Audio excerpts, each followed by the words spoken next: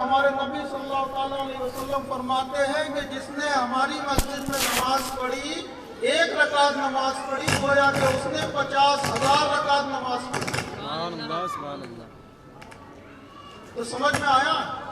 کعبہ شریف سمجھ گیا، کعبہ اللہ کا گھر ہے۔ ساری دنیا میں جتنی مسجدیں ہیں ان ساری مسجدوں سے افضل اگر کوئی مسجد ہے وہ کعبہ شریف ہے۔ دوسری طرف مدینہ، مدینے میں کیا ہے جانتے ہیں آپ لوگ؟ مدینے میں ہمارے نبی صلی اللہ علیہ وسلم کا مزار ہے۔ ہمارے نبی صلی اللہ علیہ وسلم کا مزار ہے۔ جب کافروں نے، کفار نے ہمارے نبی کو بہت زیادہ ستایا تو 53 سال کی عمر میں، کتنے سال کی؟ 53 سال کی عمر میں اللہ کے حکم سے ہمارے نبی صلی اللہ علیہ وسلم نے مکے کو چھوڑ دیا، مدینے آپ تشریف لیے گئے۔ اسی کو ہجرت کہتے ہیں۔ جو ہجری سال ہوتا ہے نا، وہ یہیں سے شروع ہوتا ہے کہ ہمارے نبی جب مکے سے مدینے گئے تھے وہیں سے ہجری شروع ہوتا ہے، اسے ہجرت کہتے ہیں۔ تو اب آپ سمجھیے ہمارے نبی صلی اللہ علیہ وسلم کی خصوصیت دیکھیے۔ اللہ نے تقریباً 1,24,000 انبیاء، 1,24,000 نبی دنیا میں بھیجے۔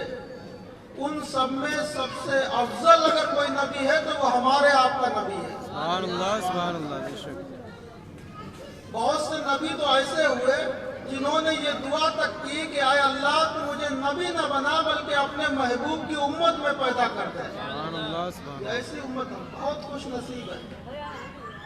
ہمارے نبی صلی اللہ علیہ وسلم جب پیدا ہوئے، پیدا ہونے کے بعد جب حضرت حلیمہ سعدیہ رضی اللہ تعالی عنہ اپنے گھر لے کے گئی تو وہ خود فرماتی ہیں کہ ہمارے نبی اتنے خوبصورت تھے کہ جب انہیں کسی جگہ پر اندھیرا ہوتا، روشنی کی ضرورت پڑتی تو وہ چراغ کو نہیں جلاتی بلکہ اپنے نبی کو گود میں لے کے اس جگہ پہ چلی جاتی تو وہاں پہ روشنی ہو جاتی۔ سبحان اللہ سبحان اللہ۔ سبحان اللہ۔ حضرت عائشہ صدیقہ رضی اللہ تعالیٰ عنہ فرماتی ہیں کہ آقا علیہ السلام اتنے خوبصورت تھے کہ اندھیرے میں، اندھیری رات میں جب وہ تشریف لاتے تھے تو میں ان کے چہرے کی چمک کی وجہ سے، ان کے چہرے کی روشنی کی وجہ سے سوئی تک کو ڈھونڈ لیتی تھی۔ سبحان اللہ۔ حضرت جابر رضی اللہ تعالیٰ عنہ فرماتے ہیں کہ ہمارے نبی ایک مرتبہ چاندنی رات تھی، ہمارے نبی صلی اللہ علیہ وسلم سرخ چادر اوڑھے ہوئے لیٹے تھے، سرخ چادر اوڑھے ہوئے۔ اتنے میں آپ پہنچ گئے تو حضرت جابر رضی اللہ تعالیٰ عنہ فرماتے ہیں کہ میں آقا علیہ السلام کے چہرے کو دیکھ رہا تھا، پھر کبھی چاند کو دیکھ رہا تھا، میں بار بار ایسا کرتا رہا، آپ کے چہرے کو دیکھتا، چاند کو دیکھتا، پھر چہرے کو دیکھتا، پھر چاند کو دیکھتا، مگر آخر میں جو میرا فیصلہ تھا وہ یہی تھا کہ چاند سے بھی زیادہ خوبصورت ہمارے نبی کا چہرہ ہے۔ سبحان اللہ، اللہ اکبر۔ حضرت حلیمہ سعدیہ رضی اللہ تعالیٰ عنہ کی بیٹی تھی ایک شیمہ جنہیں کہا جاتا تھا۔ ایک مرتبہ 2-2.5 سال تقریباً، یہ سمجھ لیجئے کہ جب بچہ 4 سال کا ہوتا ہے، ہمارے نبی اتنی تیزی سے بڑھتے تھے کہ وہ 2 سال میں 4 سال کے اتنے لگتے تھے۔ جب بچہ 4 سال کی عمر پہ پہنچتا ہے، ہمارے نبی 2 سال میں اتنے بڑے لگتے تھے، ایسے تھے۔ تو 2 یا 3 سال کی بات ہے، ہمارے نبی صلی اللہ علیہ وسلم کو شیمہ اپنے ساتھ بکریاں چرانے کے لیے باہر لے کر چلی گئی۔ باہر گئی، بڑی تیز دھوپ تھی، مکے کی دھوپ ویسے بھی بہت تیز ہوتی ہے، بہت تیز دھوپ تھی۔ تو حضرت حلیمہ سعدیہ فرماتی ہیں کہ مجھے جب پتہ لگا کہ وہ باہر لے کر گئی ہیں تو میں فوراً دوڑی۔ دوڑنے کے بعد دیکھا کہ وہ دونوں لوگ واپس آ رہے ہیں۔ تو حضرت حلیمہ سعدیہ پوچھنے لگی کہ تم اتنی دھوپ میں، اتنی تیز دھوپ میں ہمارے محمد کو کہاں لے کر چلی گئی تھی؟ تو حضرت شیمہ کہتی ہیں کہ خدا کی قسم میں نے دیکھا کہ محمد کو دھوپ نہیں لگتی ہے، میں نے دیکھا کہ جہاں محمد کھڑے ہوتے ہیں تو ان کے اوپر بادل سایہ کیے ہوئے رہتے ہیں، اور جب یہ محمد چلتے ہیں تو بادل بھی آپ کے ساتھ چلتا ہے۔ سبحان اللہ، یہ بچپن کی بات ہے، چھوٹے پر کی بات ہے۔ ہمارے نبی صلی اللہ تعالیٰ علیہ وسلم آج بڑا دل خوش ہے اور بہت زیادہ مسرور ہے کہ یہاں کے اس چھوٹی سی جگہ پر ہمارے نوجوانوں نے اتنا بڑا کام کر کے دکھایا، اتنی سجاوٹ کی۔ یہ سجاوٹ بھی بہت کم جگہ ہے، ایسی سجاوٹیں ہر جگہ شہر میں ہمارے نہیں ہیں۔ یہ بہت بڑی بات ہے، اور ہمارا ایمان یہ ہے کہ نبی کے نام پر خرچ کیا گیا ایک ایک پیسہ کوئی برباد نہیں جا سکتا ہے۔ ہمارے نبی سب کا ادا کر دیتے ہیں، یہ تو لوگوں کے سوچنے کی بات ہے۔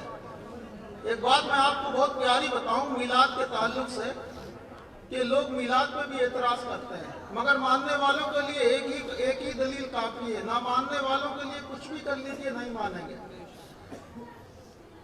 ہمارے نبی صلی اللہ تعالیٰ علیہ وسلم کے چچا ابو لہب مشرک تھے، کافر تھے، ایمان نہیں لائے تھے۔ ایسے کافر تھے جن کی مذمت قرآن شریف میں بھی آئی ہے، قرآن شریف میں بھی جن کی مذمت آئی، جن کی برائی بیان کی گئی۔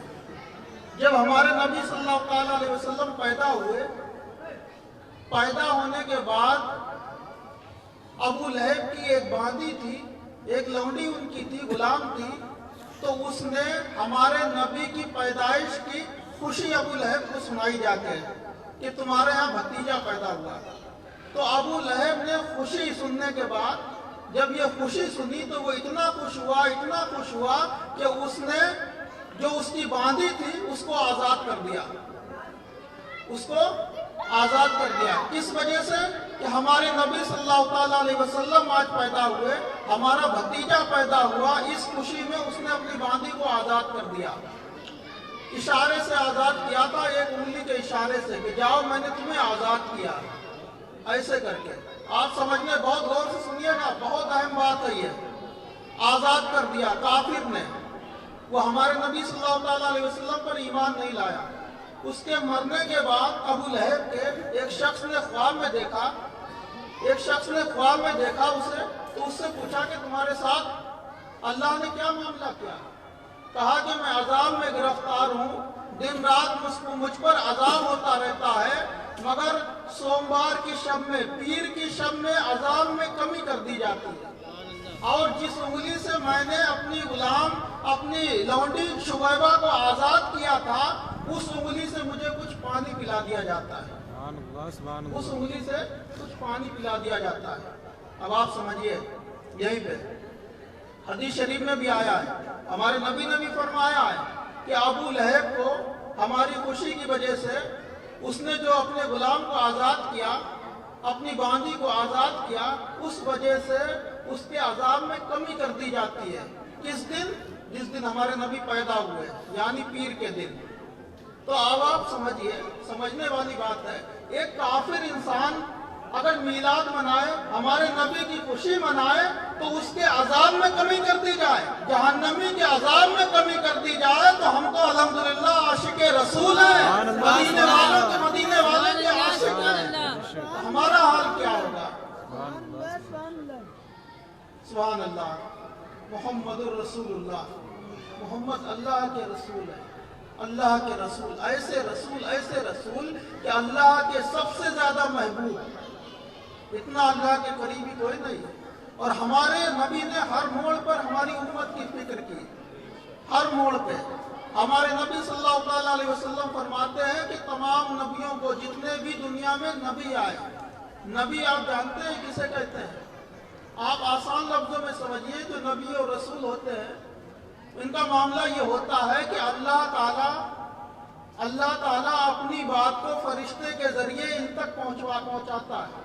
اب ہم آپ ہیں، ہماری تو اتنی پہنچ ہے نہیں، ہماری تو ایسی بھی پہنچ نہیں کہ ہم کسی قبر والے سے کچھ بات سن لیں، اندر والے سے کچھ بات سن لیں یا دیکھ لیں۔ نبی کون ہوتا ہے؟ اللہ تعالیٰ اپنی قوم کو ہدایت کے لیے نبی کو بھیجتا ہے، اور اس نبی کے دور میں جو لوگ ہوتے ہیں اسے امتی کہا جاتا ہے۔ جیسے حضرت موسیٰ علیہ السلام ہوئے، نبی ہوئے۔ جب حضرت موسیٰ علیہ السلام تھے تو اس دور میں جتنے بھی لوگ دنیا میں تھے وہ کیا تھے؟ حضرت موسیٰ علیہ السلام کے امتی تھے۔ ऐसे ही हमारे नबी के उम्मती कौन है? हम आप हैं, हमारे नबी के उम्मती हैं। तो आप समझिए, हमारे नबी सल्लल्लाहु अलैहि वसल्लम फरमाते हैं कि हर नबी को एक मकबूल दुआ दी गई, यानी वो दुआ कबूल होना है। आप मांगिए, जो भी मांगिए उसे कबूल होना है। तो एक नबी तो ऐसे हुए जिन्होंने बादशाही भी मांगी, उनका तख्त भी ऐसा था, उड़ के चले जाते थे, जिन्नात उनके पास हाजिर रहते, सारी खिदमतें करते थे। तो जिसने जैसी दुआ मांगी उसकी कबूल हुई।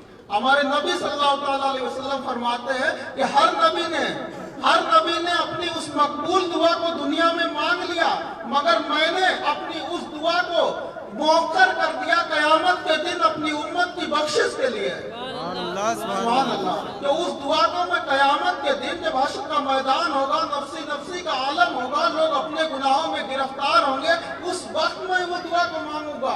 किस लिए मांगूंगा? अपनी उम्मत की बख्शिश के लिए, मग़फ़िरत के लिए।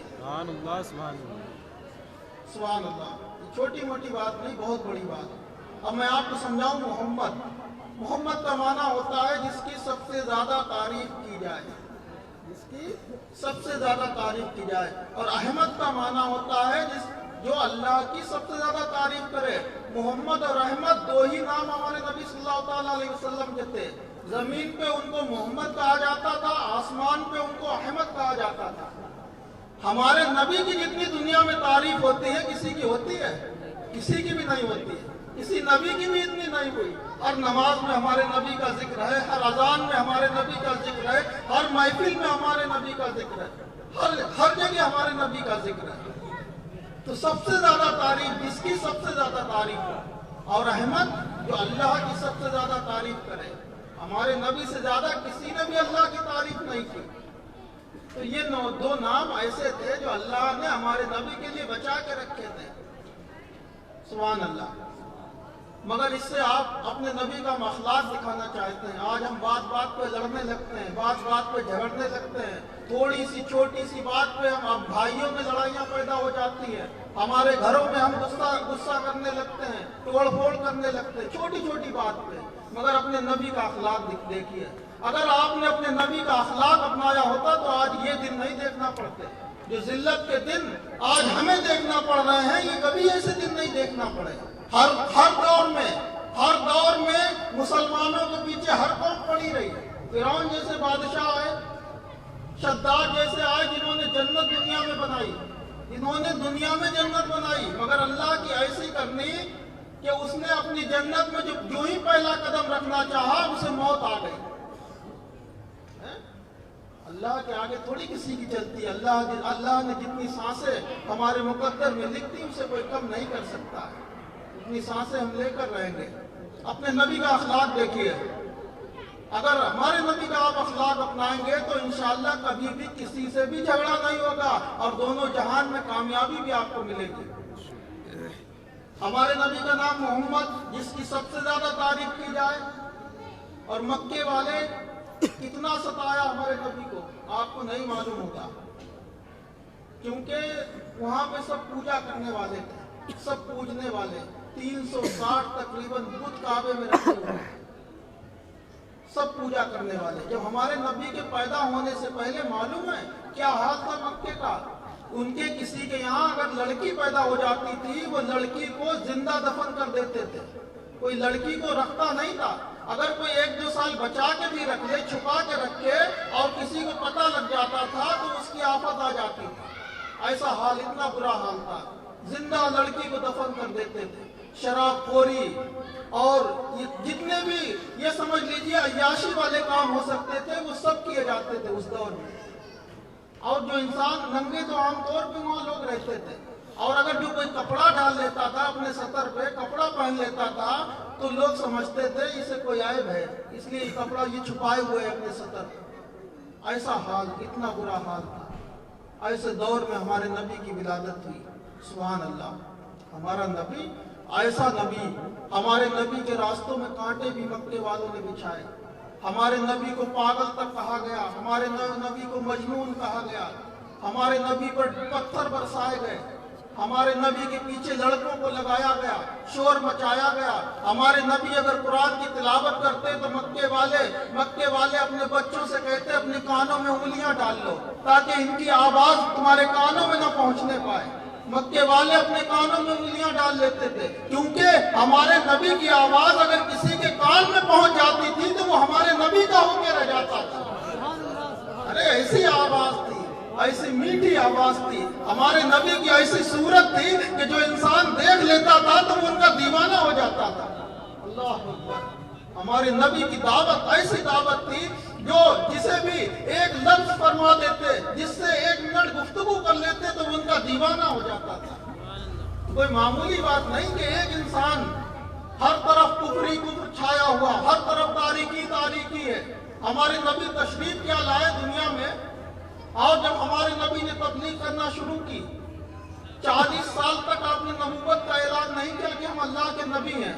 40 سال تک مکہ والوں کے بیچ آپ رہے، اپنا کردار پیش کرتے رہے، اپنا اخلاق پیش کرتے رہے، اور یہاں تک کہ آپ صادق اور امین کے نام سے جانے لگے، یعنی سچے کے نام سے، امانت دار کے نام سے۔ مکے کے جو کافر لوگ بھی ہیں وہ کہتے کچھ بھی ہو ہمارے نبی کو، مگر وہ اپنی جب امانتیں رکھنے کی بات آتی تھی تو وہ اپنی امانتیں ہمارے نبی کے پاس رکھتے تھے، کیونکہ ان سے زیادہ کوئی ایماندار اس دور میں نہیں تھا۔ امانت کا تو واقعہ یہ بھی ہے نا، ہجرت کے موقع پر ہمارے نبی صلی اللہ علیہ وسلم نے مکے والوں نے یہ سمجھ لیجئے کہ اتنا پریشان کرتے تھے، جب مکے والے ہڑ گئے انہیں لگا کہ ہم کسی طرح سے اب ان سے بچ نہیں پائیں گے، یہ باز آنے والے نہیں ہیں، یہ اپنی دعوت کو روکنے والے نہیں ہیں۔ مکے والوں نے آپ سے یہ تک کہا کہ آپ اگر مکے کی سرداری چاہتے ہیں تو مکے کی سرداری لے لیں، اگر آپ کسی خوبصورت لڑکی سے شادی کرنا چاہتے ہیں تو آپ شادی کر لیں، ہم کرائیں گے شادی، مگر آپ یہ جو کہتے ہیں کہ ایک اللہ کو مانو، اس تبلیغ کو آپ ختم کر دیجئے، ہمارے بتوں کو برا کہنا چھوڑ دیجئے۔ اللہ اکبر۔ وہ تو ہمارے نبی، اللہ نے انہیں نبی بنا کے بھیجا تھا۔ ہجرت کے موقع پر جب اتنا ستایا، جب انہوں نے دیکھا تمام پلاننگیں کر ڈالی، ساری پلاننگ فیل ہو گئی، تو جانتے ہو پھر آخر میں کیا پلاننگ ہوئی؟ سارے مکے والوں کے جو بڑے بڑے لوگ تھے انہیں جمع کیا گیا اور مشورہ کیا گیا کہ محمد کو کس طرح روکا جائے۔ تو آخر میں جو فیصلہ کیا گیا وہ یہ فیصلہ کیا گیا کہ محمد کو قتل کر دیا جائے تاکہ جڑ ہی ختم ہو جائے۔ اسلام کی جو یہ نئے دین کی جڑ ہے، جو نیا دین کہتے تھے، یہ جڑ ہے، اسی کو ختم کر دیا جائے۔ اللہ اکبر۔ قتل کی پوری پلاننگ کر لی گئی، ہمارے نبی صلی اللہ علیہ وسلم کے گھر کا گھراؤ کر لیا گیا، کفار نے گھراؤ کر لیا، اور پوری پلاننگ کے رات میں آپ کو شہید کر دیا جائے گا، آپ کو قتل کر دیں گے۔ مگر سبحان اللہ، جس کی اللہ حفاظت کرے اسے کون قتل کر سکتا ہے؟ ہمارے نبی، اللہ تعالیٰ نے جبرائیل علیہ السلام کو آقا علیہ السلام کے پاس بھیجا اور کفار کی سازش کے بارے میں آگاہ کیا، اور اللہ نے حکم دیا کہ آپ اسی رات میں مکے سے مدینے کی طرف ہجرت کر جائیے۔ تو جانتے ہو ہمارے نبی صلی اللہ علیہ وسلم نے کیا کیا؟ لوگ آپ کے گھر کا گھیراؤ کیے ہوئے، چاروں طرف سے گھیرے ہوئے ہیں۔ ہمارے نبی صلی اللہ علیہ وسلم اٹھے، حضرت علی کو بلایا اور حضرت علی سے فرمایا کہ تم ہمارے بستر پہ لیٹ جاؤ، تم ہمارے بستر پر لیٹ جاؤ، صبح اٹھنا، یہ امانتیں مکے والوں کی ہیں، فلاں فلاں کی امانتیں ہیں، فلاں فلاں کو دے دینا، دینے کے بعد پھر مدینے چلے آنا، ہجرت کر کے مدینے چلے آنا۔ اللہ اکبر۔ صحابہ کا یقین دیکھیے، حضرت علی رضی اللہ تعالیٰ عنہ فرماتے ہیں کہ زندگی میں مجھے ایسی کبھی بھی نیند نہیں آئی جیسی اس رات میں آئی، اس رات میں، جس رات میں چاروں طرف سے گھراؤ ہے، قتل کی پوری سازش کی ہوئی ہے۔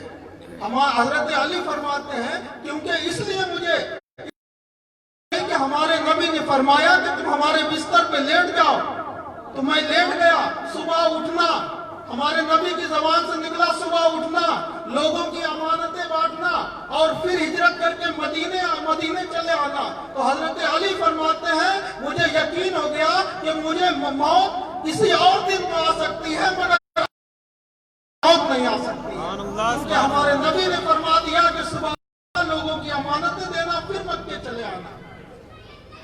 سبحان اللہ۔ ایسا نبی. میں اخلاق کے بارے میں آپ کو بتانا چاہتا تھا. اتنا مکے والے پریشان کرتے تھے. اب یہ سمجھیے کہ اگر ہم اپنے دشمن سے کہیں کہ تمہاری سب سے زیادہ تعریف کی جائے, کیا ہم کہیں گے اپنے دشمن سے؟ نہیں کہیں گے نا, کبھی بھی نہیں کہیں گے. مکے والوں کی عربی زبان تھی, وہ محمد کا معنی سمجھتے تھے, تو وہ ہمارے نبی کو محمد نہیں کہتے تھے, بلکہ محمد کے بجائے مزمم کہتے تھے. مزمم کا معنی ہوتا ہے جس کی سب سے زیادہ برائی بیان کی جائے, جس کی سب سے زیادہ برائی بیان کی جائے, مزمم کہتے تھے اور گالیاں بکتے تھے. اگر ہم آپ ہوتے ایسی جگہ پہ, ایک تو ہمیں گالیاں دے رہے ہو آپ, اس کے بعد پھر ہمارا نام بھی بگاڑ رہے ہو. ہمارا نام ہے محمد, کہہ رہے ہو آپ مزمم. محمد کا معنی سب سے زیادہ تعریف کی جائے, مزمم جس کی سب سے زیادہ برائی بیان کی جائے. کتنا غصہ آتا. ہم لوگ کیا کرتے, مگر میرے نبی کا اخلاق آپ دیکھیے. اللہ اکبر. ہمارے نبی صلی اللہ علیہ وسلم فرماتے ہیں, اے عائشہ تو دیکھتی نہیں ہے, اے عائشہ تو دیکھتی نہیں ہے کہ مکے والے کہتے ہیں کہ مزمم ایسا ہے, مزمم ویسا ہے. وہ مزمم کو گالیاں دیتے ہیں, اور میں تو اللہ کا بنایا ہوا مزمم نہیں بلکہ محمد ہوں. کیا بات ہے, سبحان اللہ سبحان اللہ سبحان اللہ. دیکھیے اخلاق دیکھیے ہمارے نبی کا. مجھے تو اللہ نے محمد بنایا ہے, وہ گالیاں تو مزمم کو دیتے ہیں, محمد کو تھوڑی دیتے ہیں. دونوں جہان کی چابیاں اللہ نے ہمارے نبی کے ہاتھ میں دی. ہمارے نبی صلی اللہ علیہ وسلم, آپ اتنا سمجھ لیجئے کہ اللہ دینے والا, ہمارے نبی بانٹنے والے. ایک مرتبہ ایک جنگ کے موقع پر, حدیبیہ کے موقع پر کیا ہوا, پانی ختم ہو گیا. ہمارے نبی صلی اللہ علیہ وسلم کے پاس تھوڑا پانی تھا, آپ وضو فرما رہے تھے. وضو فرمانے کے بعد ایک کٹورے میں تھوڑا سا پانی بچ گیا, ایک کٹورے میں تھوڑا سا پانی بچ گیا. تو پھر صحابہ آئے, سب کے پاس پانی ختم ہو چکا تھا. صحابہ نے کہا یا رسول اللہ مجھے پیاس بہت لگی ہوئی ہے, بہت شدت سے پیاس لگ رہی ہے, پانی کہیں مل نہیں رہا, وضو بھی کرنا ہے, نہ وضو کے لیے پانی ہے نہ پینے کے لیے پانی ہے. سبحان اللہ. مگر میرے نبی کو دیکھیے, اللہ اکبر. کٹورے میں تھوڑا سا پانی تھا, میرے نبی نے اس کٹورے میں اپنی انگلیاں ڈالی تو آپ کی انگلی سے پانی جاری ہو گیا. آپ کی انگلی سے پانی جاری ہو گیا, ایک چھوٹے سے کٹورے میں, ایک چھوٹے سے کٹورے میں. راوی کہتے ہیں کہ اس پانی کو تمام صحابہ نے پیا, سب نے پیا, سب نے اپنے جانوروں کو بھی پلایا, سب نے اپنے برتنوں کو بھی بھر لیا. وہ پانی ختم نہیں ہوا. تو کسی پوچھنے والے نے پوچھا کہ آپ کتنے لوگ تھے, تو وہ کہنے لگے کہ ہم 1500 لوگ تھے, ہم 1500 لوگ تھے, مگر وہ پانی تو ایسے نکل رہا تھا کہ اگر اس وقت 1 لاکھ بھی ہوتے تب بھی پانی کی کمی نہیں ہوتی. سبحان اللہ. یہ معجزات ہیں. اللہ اکبر.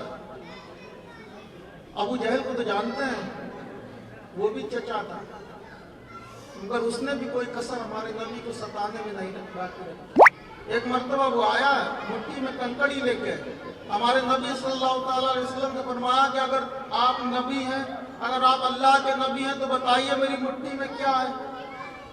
تو میرے نبی نے جانتے ہو کیا فرمایا کہ میں بتاؤں کہ تیری مٹھی میں کیا ہے, یا تیری مٹھی میں جو ہے وہ خود بتا دے کہ میں کیا ہوں. سبحان اللہ. اپنے نبی کی شان دیکھیے, ان کا اختیار دیکھیے, ان کا علم غیب دیکھیے, چھپی ہوئی چیز کو کیسے وہ جانتے تھے. تو وہ کہنے لگا اس سے بہتر کیا بات, اگر ایسا ہو جائے تو بہت اچھا. تو ہمارے نبی صلی اللہ علیہ وسلم نے اشارہ کیا اس کے ہاتھ کی طرف, تو کنکریاں بولنے لگی لا الہ الا اللہ محمد رسول اللہ صلی اللہ علیہ وسلم. سبحان اللہ. ویسے ہی وہ کنکریاں پھینک کے بھاگ گیا. ایک دیہاتی کو اعرابی کہتے ہیں, اس کہتے تھے, تو جانتے ہو وہ آیا, کہنے لگا کہ آپ اگر اللہ کے نبی ہیں تو وہ سامنے جو پیڑ ہے اسے بلائیے اپنے پاس. تو ہمارے نبی صلی اللہ علیہ وسلم نے فرمایا کہ جاؤ اس پیڑ سے کہہ دینا کہ تمہیں محمد نے بلایا ہے. وہ گیا, اس نے کہا کہ پیڑ سے تمہیں محمد نے بلایا.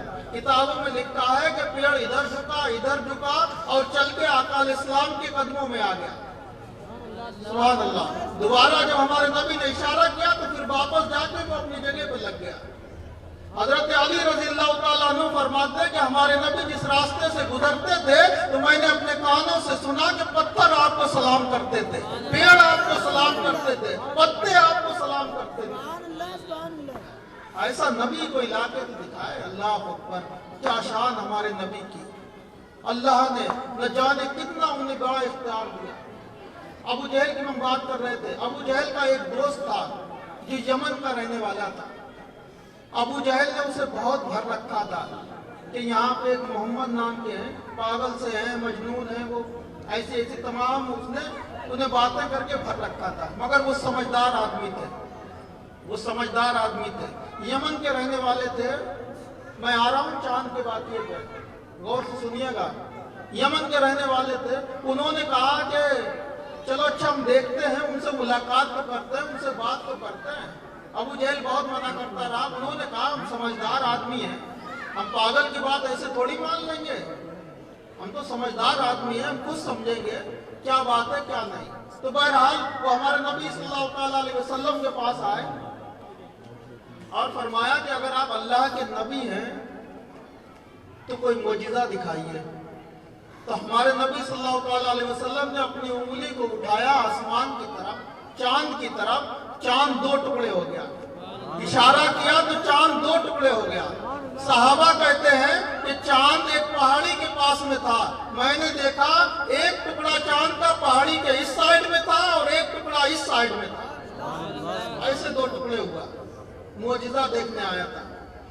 ایک بات تو اس نے جان لی, اور اس نے یہ بھی جان لی کہ جادو زمین پہ چلتا ہے, آسمان پہ نہیں چلتا. جادوگر جو ہوتے ہیں, کتنے بڑے بھی جادوگر ہیں, وہ زمین پہ ہی تو جادو چلا پائیں گے, آسمان پہ کسی کا جادو تھوڑی چلتا ہے. تو وہ اس بات سے جب ہمارے نبی نے آسمان پہ چاند کے 2 ٹکڑے کر دیے تو وہ یہ سمجھ گیا کہ ہاں واقعی یہ اللہ کے نبی ہیں, کیونکہ جادو زمین پہ نہیں چلتا. مگر اسے اپنا کام بھی کروانا تھا. اس نے کہا ایک بات اور ہے, اور وہ میں اپنے دل میں لے کے آیا ہوں, وہ خود آپ بتا دیجئے کہ میں اپنے دل میں کیا لے کر آیا ہوں, اور اس کام کو آپ کر بھی دیجئے. سبحان اللہ.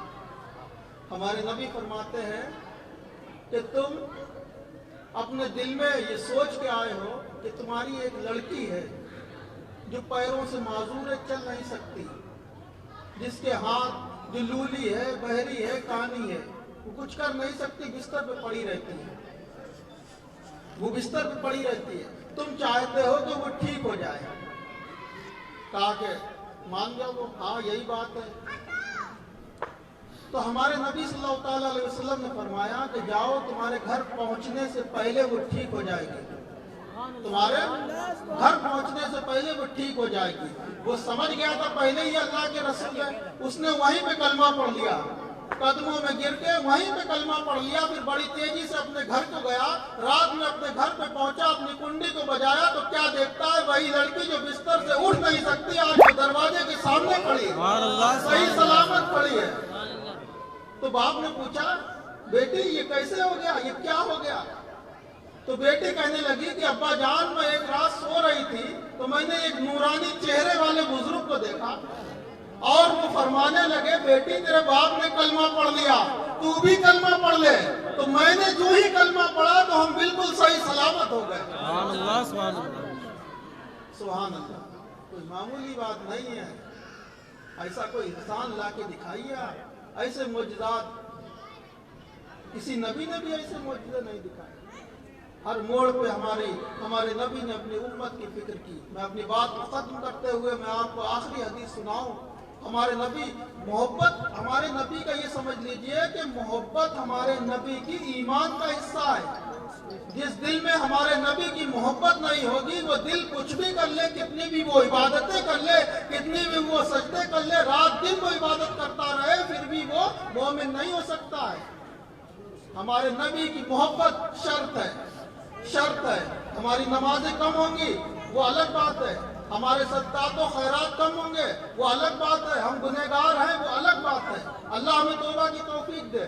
مگر ایک اور حدیث ہم آپ کو سناؤں. ایک صحابی ہمارے نبی صلی اللہ تعالیٰ علیہ وسلم سے فرمانے لگے کہ یا رسول اللہ قیامت کب آئے گی؟ تو ہمارے نبی نے فرمایا کہ تم نے قیامت کی کچھ تیاری بھی کر رکھی ہے یا تم پوچھ رہے ہو کہ قیامت کب آئے گی؟ تو وہ صحابی کہنے لگے یا رسول اللہ میں نے زیادہ نمازیں تو نہیں پڑھی، میں نے زیادہ صدقات و خیرات تو نہیں کیا، میں نے زیادہ عبادتیں تو نہیں کی، میں نے کوئی زیادہ نیک کام تو نہیں کیے، مگر ہاں ایک چیز ہے کہ میں اللہ اور اس کے رسول سے محبت کرتا ہوں۔ سبحان اللہ سبحان اللہ۔ اللہ اور اس کے رسول سے محبت کرتا ہوں۔ ہمارے نبی نے فرمایا جاؤ مرنے کے بعد تم اسی کے ساتھ ہوگے جس سے تم محبت کرتے ہیں۔ سبحان اللہ سبحان اللہ۔ سبحان اللہ۔ ہم اپنے نبی سے محبت کرتے ہیں تو انشاءاللہ ہم اپنے نبی کے ساتھ ہوں گے، اپنے نبی کے جھنڈے کے سائے میں ہوں گے۔ ہر چیز کا اللہ نے انہیں اختیار دیا۔ اللہ اکبر۔ میں آخری بات کرنا چاہتا تھا، ایک حدیث میں آپ کو سناؤں۔ ہمارے نبی صلی اللہ تعالیٰ علیہ وسلم سے ایک صحابی نے پوچھا کہ یا رسول اللہ حشر کے میدان میں جب نفسی نفسی کا عالم ہوگا، ہر طرف ہر ایک کو اپنی اپنی پڑی ہوگی، وہاں پہ کوئی کسی کا پرسان حال نہ ہوگا، کوئی کسی کی خبر لینے والا نہ ہوگا، اگر ہم آپ سے ملاقات کرنا چاہیں گے تو آپ کس جگہ پہ ملیں گے؟ حشر کے میدان میں۔ قیامت کے دن حشر کے میدان میں آپ اگر ہم ملاقات کرنا چاہیں گے تو کہاں ملاقات ہوگی؟ سبحان اللہ۔ میرے نبی کا جواب سنیے۔ میرے نبی نے 3 ایڈریس بتائے، 3 جگہ بتائیں کہ 3 جگہ ملاقات ہوگی۔ تو یا رسول اللہ وہ 3 جگہ کون سی ہیں؟ تو ہمارے نبی نے فرمایا کہ میں میزان کے پاس کھڑا رہوں گا، میں میزان کے پاس کھڑا رہوں گا۔ میزان کہتے ہیں ترازو کو، اس میں وہ ترازو جو حشر کے میدان میں ہوگا اس میں ہمارے اعمال تولے جائیں گے، ایک طرف گناہ رکھے جائیں گے، ایک طرف نیکیاں تولی جائیں گی، اور اس میں جو ہوتا ہے دنیا کا ترازو جو ہوتا ہے، وزن جس میں زیادہ ہوتا ہے وہ نیچے چلا جاتا ہے، ہلکا والا اوپر رہ جاتا ہے، مگر وہاں الٹا سسٹم ہوگا، جو چیز زیادہ ہوگی وہ اوپر جائے گی، جو کم ہوگی وہ نیچے جائے گی۔ ہمارے نبی صلی اللہ تعالیٰ علیہ وسلم فرماتے ہیں کہ میں میزان کے پاس کھڑا رہوں گا، اس لیے میں میزان کے پاس کھڑا ہوں گا کہ ہمارے امتی کہ وہاں پہ اعمال تولے جائیں گے تو ہمارے امتی جس کی نیکیاں کم پڑیں گی تو ہم اپنی نیکیاں اس کے میں ڈال کے اس کی کمی کو پورا کر دیں گے۔ سبحان اللہ سبحان اللہ۔ جس کی نیکیاں کم پڑیں گی اپنی نیکیاں ڈال کے اس کمی کو پورا کریں گے، اس لیے ہم کھڑے رہیں گے۔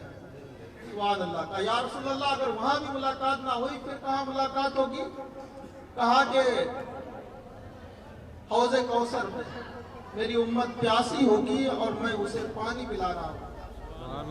سبحان اللہ۔ اعلیٰ حضرت فرماتے ہیں کہ میٹھا میٹھا، اعلیٰ حضرت فرماتے ہیں ٹھنڈا ٹھنڈا میٹھا میٹھا، پیتے ہمیں پلاتے یہ ہے، رب ہے موتی یہ ہے قاسم، رزق ہے اس کا کھلاتے یہ ہے۔ دینے والا اللہ ہے، رزق اللہ کا ہے مگر کھلانے والا ہمارا نبی ہے۔ اللہ جو کچھ بھی دیتا ہے اپنے نبی کی بارگاہ سے دیتا ہے۔ سبحان اللہ۔ کتنی جگہ ہوئی؟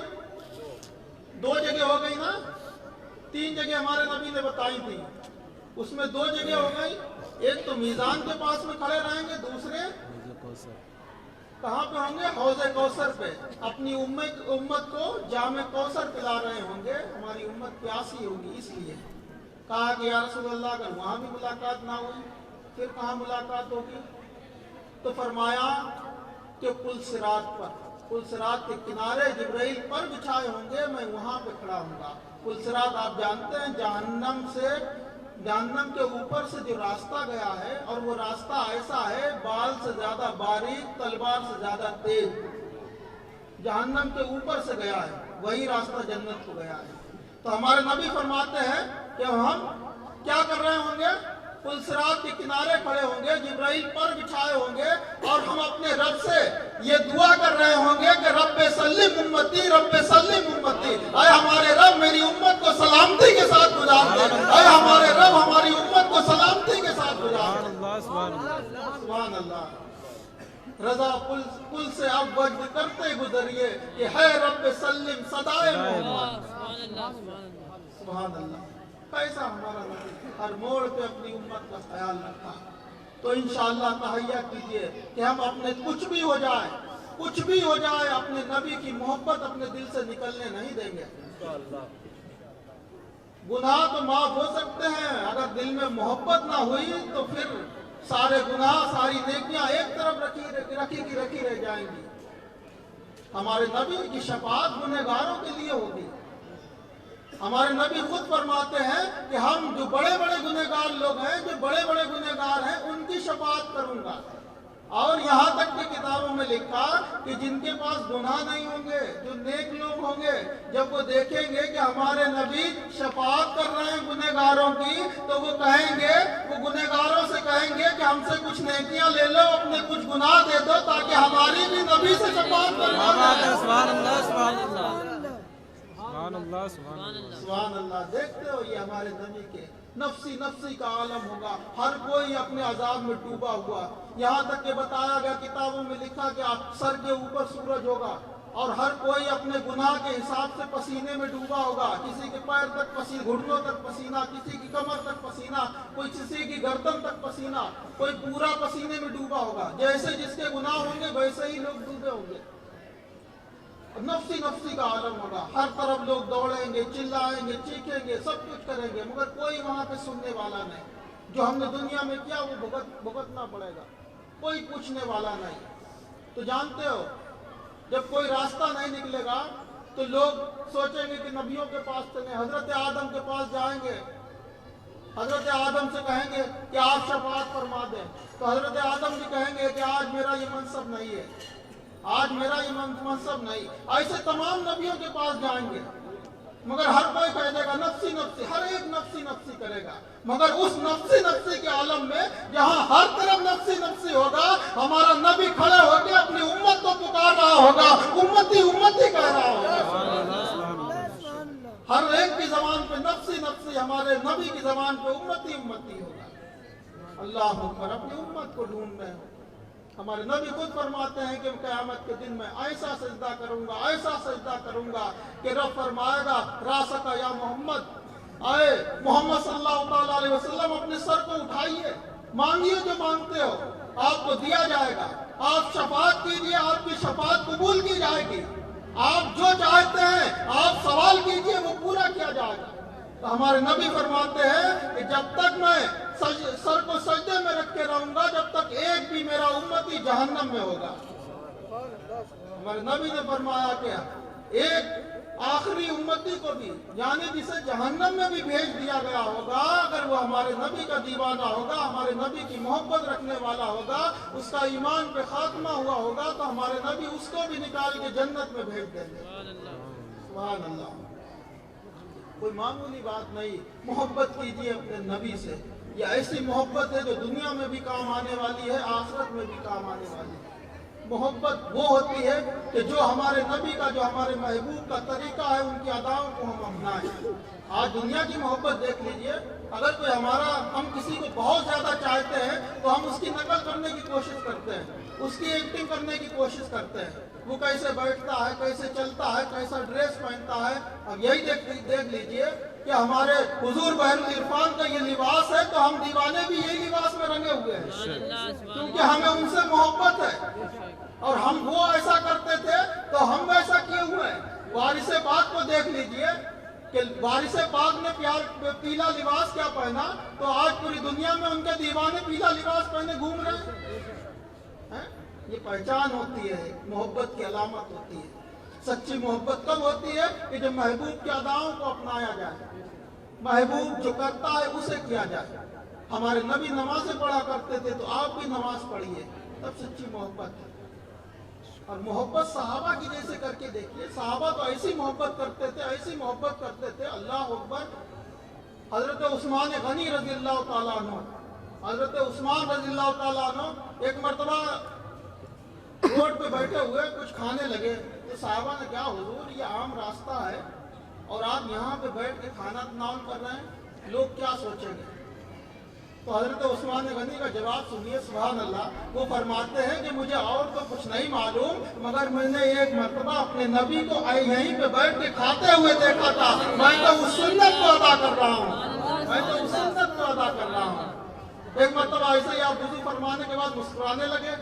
लोगों ने पूछा, कोई वजह भी नहीं, आप क्यों मुस्कुरा रहे हैं?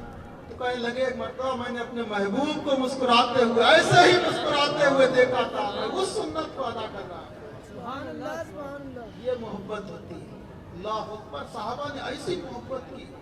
حضرت ابوبکر جب ہجرت کر کے ہمارے نبی صلی اللہ تعالیٰ علیہ وسلم ابوبکر کے ساتھ جا رہے تھے تو خطرہ تو چاروں طرف سے تھا۔ کافروں کو معلوم ہو گیا کہ مدینہ ہجرت کر کے جا رہے ہیں، انہوں نے پیچھا کیا، پیچھا کرنے کے بعد پیچھا کرتے رہے تو حضرت ابوبکر کی محبت دیکھیے آپ۔ حضرت ابوبکر کبھی نبی کے بائیں طرف چلنے لگتے، کبھی دائیں طرف چلنے لگتے، کبھی آپ کے سامنے آ جاتے، آگے آگے چلنے لگتے، کبھی پیچھے چلنے لگتے۔ تو ہمارے نبی نے پوچھا، ہے ابوبکر تم ایسا